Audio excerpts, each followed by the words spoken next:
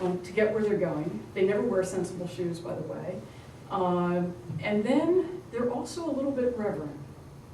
And they talk to people they don't know about what they're seeing. A friend of mine came and visited. He had the day and he spent it over at the Vietnam War Memorial and the Korean War Memorial. He was standing there and trying to figure out, okay, what is it about these two that I don't, what are they trying to project, and why do I like the Vietnam War Memorial better? And he started talking to the fellow next to him, and the fellow said, you know what I think it is? I think it's because, and they agreed, the Vietnam War Memorial is about sacrifice, and the Korean War Memorial seems to be more about glory and triumph. And there they were in the middle of Washington, didn't know each other, but they're having this nice conversation about America and about representations of it and about how we think and what we feel as Americans. And that there is, underneath all the froth of Washington and all the punditry, there's substance and it's serious. And while the froth can make you laugh or make you angry, the froth usually isn't the story. And I take, for instance, the flag spam attacks of this week. These organized groups, and they're informally organized over Twitter, they go into action with these Twitter messages that propagate through their thousands of followers. And as our writer John Hayward on Freedom and Technology pointed out, they seem to be abusing the Twitter feature to shut down Twitter accounts. And this is what happened to Chris Lash, husband of Dana Lash, when he tried to defend her. Terrible remarks. The Twitter fellow said he wouldn't shed a tear if Dana was raped and murdered, and then Chris replied, and a flag spam mob, which is a new phrase for me, a flag spam mob, immediately tries to, and did, shut Chris's account down in a matter of hours. And Twitter kept trying to put him back up, it kept going back down. Twitter's terms of service really don't account for this.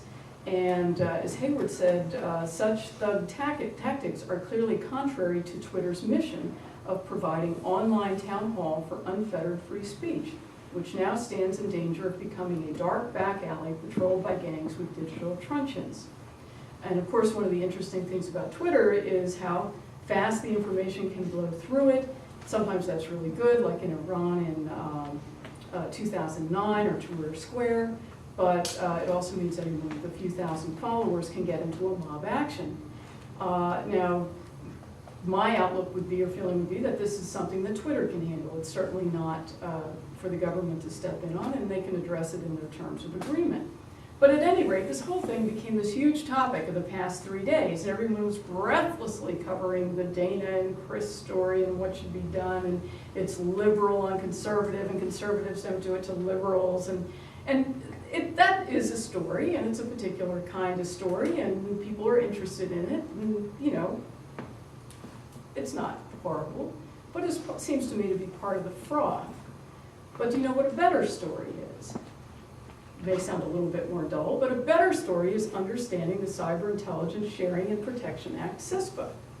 It passed the House of Representatives last week. Debate now moves to the Senate. Internet companies and banks favor CISPA, and many in the online community and libertarians, ACLU, opposes it. Different from SOPA, the former internet government legislation, this new one is backed by the big online companies. So there are distinctions to understand.